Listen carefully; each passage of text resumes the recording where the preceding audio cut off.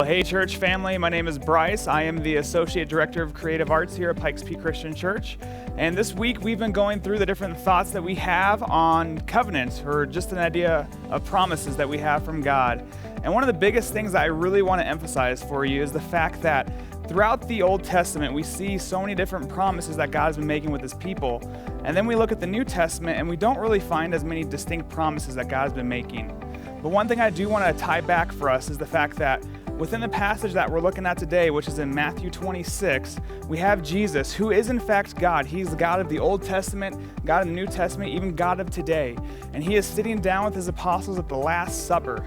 And as they're getting through the Last Supper, he goes and he does the breaking of the bread and the drinking of the juice, something that we know is the representation of his broken body and his spilled blood. And so as we look at it, this is in fact a new covenant that applies to us for today. It's a new promise that we have that even thousands of years later is something that we are able to take and recognize as something that God promised to us. But what we need to acknowledge is the fact that it's a promise, and the fact that Jesus himself promised salvation for us. He did that when he went and died on the cross. But within a covenant, it's a two-way deal on this.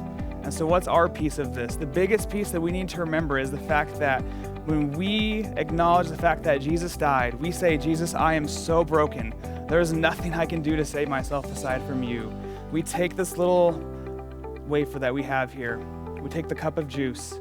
And every time that we're drinking that, what we're doing is acknowledging the fact that, God, you are my Lord, you are my Savior. I will live my life for you. Christ died in such a way that he emptied himself out fully for us.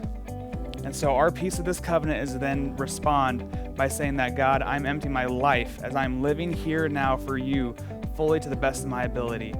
So if anything, the next time that you are taking communion, or even if you don't fully know what communion is at this point in time, know that it is an agreement, a promise between God and his people that Jesus is the only way, the truth, and the life, and that when we take the Last Supper, it is a promise that we are looking to have fulfillment through. Guys, I'm so excited that you can join us here today. But man, we look forward to having you throughout the rest of these weeks here as we go through the epic story. More and more, we want to make sure that you are saying yes to God. Thanks.